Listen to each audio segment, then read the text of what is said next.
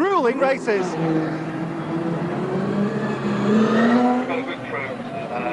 It's a team effort. You know, I'm not the last person to drive. Well, everybody really keyed up for this first race of two at Brands, and interestingly enough, Peter Faulding and Mark Proctor starting on rows 9 and 10. The lights are red and we wait for the charge into Paddock Hill Bend, and away we go. Well, it's a good, clean start. On the front row, Tony Paxman with Ian Kirk on the outside. There in the red 25 is Rick Lemon, looking as though he's being pushed out wide, and he'll need to hang on for dear life out there. Well, he runs wide, he's got a little bit of room, but it's Tony Paxman's made the break. Many races here at Brands for Tony. Everybody else fighting for a little bit of track. Watch for the brightly liveried car there in the middle. That is Mark Proctor in 66. And fellow Yorkshireman Peter Faulding trying to fight it out, but John Haffey from Ireland squeezes through past Mark Loveland as they come into Clearways for this opening tour. And let's see how they all make their way through there. There is Mark Proctor, that's the car to give an eye for. Won the opening round at Mallory. Oh, and Nick Padmore's got a problem, all in a spin. Oh, desperate misfortune for the former Formula Firster, the rest of them streaming across the line. There's Peter Faulding in 36 going through, and side by side they are through Paddock and up the hill to Druids. This tight right-hander. Now, interestingly, Shane Bland there is on the inside in 42, the Rookie of the Year in 1997 from Rugby, just 19 years of age, and really carving out a niche for himself. Well, Nick Padmore's still beached on the inside of Clearways there. Looks like he'll rejoin, so well, he's going to be quite a way down the field, and look at this, Paul Sheard on the outside of Ian Kirk. There's not a lot of room there through Clearways. And there's Peter Faulding, the Yorkshireman, second in the championship table in this early part of it. But out front, Tony Paxman leads John Haffey. Third place at the moment, Mark Loveland in the 10 car, but that is John Haffey. Had a year rallycrossing last year, but is back in the Eurocar fold for 1998. Trying to go out wide of Tony Paxman. Oh, it's a long way around there. Oh, Johnny's lost it. John Haffey's lost it, clouts the tyre wall. Well, hopefully he'll avoid everything, spinning back across the track. Oh, and nearly takes out Mark Proctor. Peter Faulding spinning left and right. Oh, goodness me, nearly a horrendous moment there on the exit of Druids. John Haffey is a very lucky man. There's Shane Bland, currently lying in 5th place, trying to find his way through. And they all clobber the curving. Oh, behind. Oh, Mike Schmidt, the South African based in Llanelli, is in the tyre wall. There's Mark Proctor. Behind him, Stevie Dance, a local man. This is his local track. He's got Peter Faulding breathing up his exhaust pipe. Steve Dance, another who had a year out last year and is looking to get himself right back in the championship fight. Having overrun, well, there's Mike Schmidt. He's rejoined, but as you can see, the back end of that V6 is really rearranged. Oh, John Haffey has definitely got handling problems of that. There is no doubt. We're back with the leaders. This the battle for third place, led at the moment, this battle for third by Shane Bland, but behind him there is that man in 18, Paul Sheard, and these two, well, no love lost between them at all on the track. Leader Tony Paxman through Paddock. There's Mike Manning. Behind him, this great scrap going on for third place.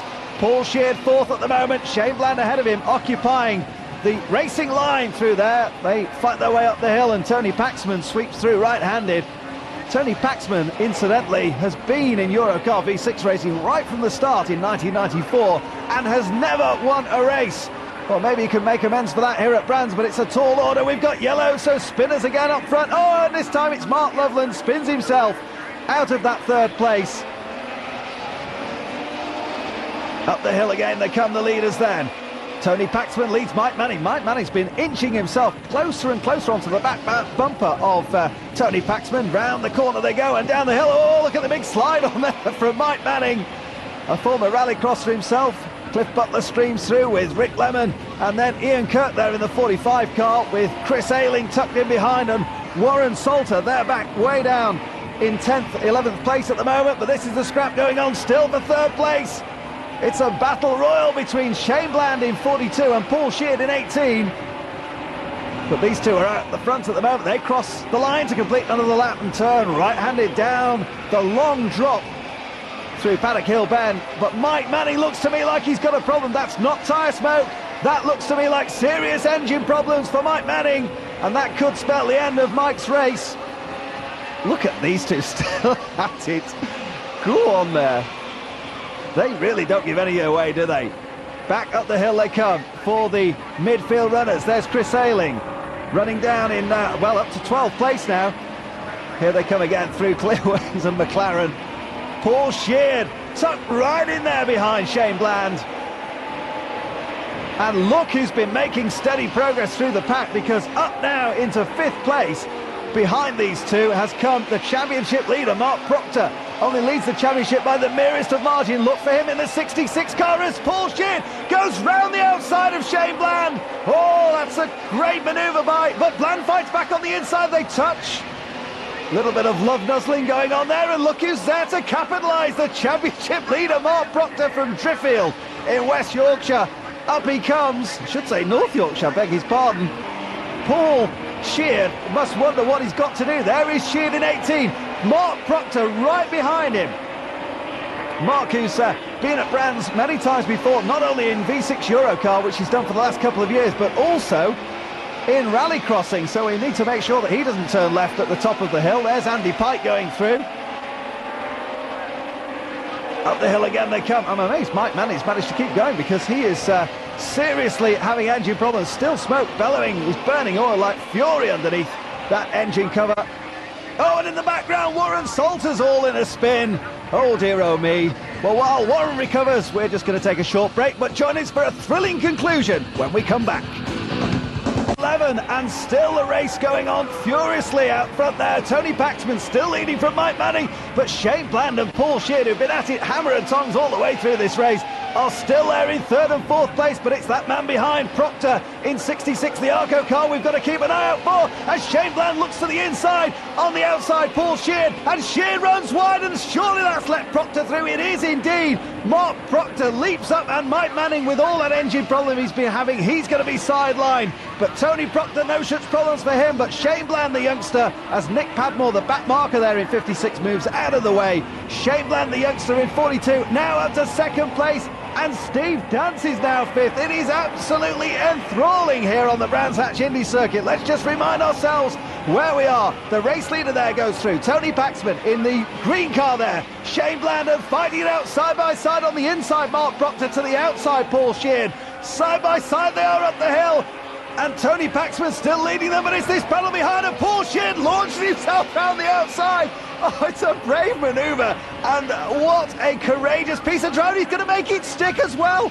Incredible stuff there. Look at him, Paul Sheard in the 18 car, back up into 3rd place, all of which has brought Peter Folding, Mark Proctor's arch rival in this championship, latched on now in the background there in 6th place. Just quite remarkable. They cross the line. Paxman, Sheard in 2nd place. Is he going for it? He is indeed round the outside. Oh, Shane Bland on the inside must wonder what on earth is going on. They stick together, well, millimetre close up the hill towards Druids. And who will get through? Bland's got the inside line here, but if they stay in that order, well, Shane managed to hang on. It's all skullduggery going on behind as well, because look at it on the inside there. Oh, as Ian Fewings looks as though he's all in a shambles, and somebody having very smoky problems there. I can see from my vantage point it's Rick Lemon has got all sorts of dilemmas with his car, and I just wonder whether he's got a fire going on in that car. But out of Clearways they come, and onto the main straight. Paxman, yeah, Rick Lemon, there he is. He's retiring with that car, I think, on fire, struggling to get out, but he's safe. That's the main thing. Not so much safety driving going on up front though, because they're still at it for that 2nd place. Shane Bland and Paul Sheard, look at them go.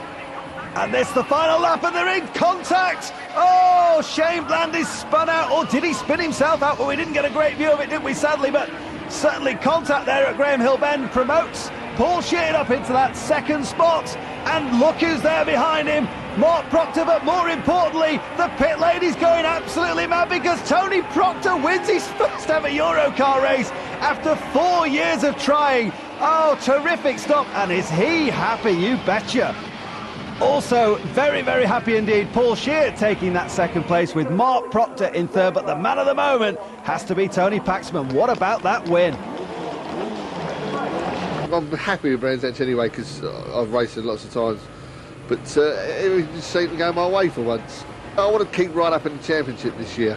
That's the main thing. I think I've been I should have been in better places than I had been the last couple of years, where I've had suspensions and other things that have come up with, which hasn't left me up the top really. Well, Tony has got another chance, but this time he'll be at the back of the grid for race 2. They're already on the circuit, the lights are on red. It's a front row which sees Mike Doble on the inside, with alongside him Julian Arnold as they go into Paddock Hill turn again. And up front this time, because the grid for V6 races is reversed for the second race. And starting much nearer the front, arch rivals Proctor and Folding, but up the hill they go. Cliff Butler this time has the inside line. Doble tries to go around the outside of him. Peter Folding's there in third place. Streaming through they go. Oh, and Julian Arnold pushed a little bit wide there. Ian Kirk, one of the back markers, with Phil Woodall in there too, and they're through Surtees. Doble pushed wide. Look at Paul Sheard again picking up places. Mike Manning, as you can see there, rectified those engine problems he had from the first race. And also out there Shane Bland, who incidentally did manage to finish the first race, albeit lowly down the order. Across the line they go to complete their first lap, and Cliff Butler now looks across to his left-hand side as they come into the corner. Paddock Hill turn. Rick Lemon to the inside of Peter Folding. Ooh, and Folding runs a little bit wide. Everybody safely through this time, and up the hill they charge. Butler from Lemon, third place is Peter Folding there with Paul Shear trying to drive around the outside of him. Oh, it's just unbelievable stuff, isn't it? Also trying to fight for position in midfield as well. But through Surtees, look at that, Paul Shear now in third place, and giving Peter Folding a bit of a hard time too as well. Proctor, there's Chris Ayling goes through. Mike Doble, who started from the front row, and it's his first season for him this year, and I'm sure we'll see much more of him as the season develops. But up front we're seeing Cliff Butler lead Paul Sheard and Peter Folding as those two are side by side. And look at that drama on the inside there. The slow car is the youngster Shane Bland, and Shane, to me, from my vantage point, looks to have a serious problem. Well, he's carrying on, but I don't know how much longer he can carry on for. There's a lot of carrying on going on up front as well. Gus Paul Sheard trying to go for the lead of Cliff Butler, and again, at the same point that Sheard came into contact with Bland, there's contact with Cliff Butler, but Sheard is through. Well, the Wirral man, Cliff Butler, demoted there, a former hot rodder, has been another who's campaigned V6s very successfully, had a couple of outings in pickups as well. But he's dropping down the order as they cross the line. Peter Folding this time, the former Formula 1 stock car world champion, to the outside of Butler, and he's through into second. Mike Manning wants a piece of the action too in 23. The South Walian up the hill, but look at them squirming about, trying to control the car. Mark Proctor's got his windscreen wiper on, but I can't see any rain falling here. We've had sunshine earlier today, it's been glorious, but they're having a glorious time out on the track too as they filter down Graham Hill.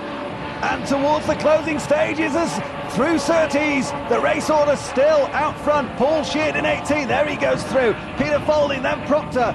Mike Manning, whose engine sounds absolutely awful. John Haffey goes through, and there, up ahead, Shane Bland running slowly. We've seen he's had problems earlier on, but Sheard gets around him just about, I think. And Manning's engine sounds absolutely dreadful. Down the hill they come, some of the back markers. John Haffey having a great old scrap there with Chris Ayling, but oh, Ian Kirk in the closing laps. Ian Kirk spins it around. He's only lost one place so far. Oh, Manning's engine's gone on the final lap. Mike Manning's engine gives up the ghost, but the dash for the flag is on, and it's between Paul Sheard and Peter Folding. Who'll get there first as they come out of Clearways? Sheard will just about take it on the line, I think. Yes, the checkered flag for Paul Sheard from Congleton, just beating Yorkshireman Peter Folding. And fellow Yorkshireman Mark Proctor takes third place. Well, all of that means that Paul Sheard is our overall winner today, with Folding and Proctor taking second and third respectively.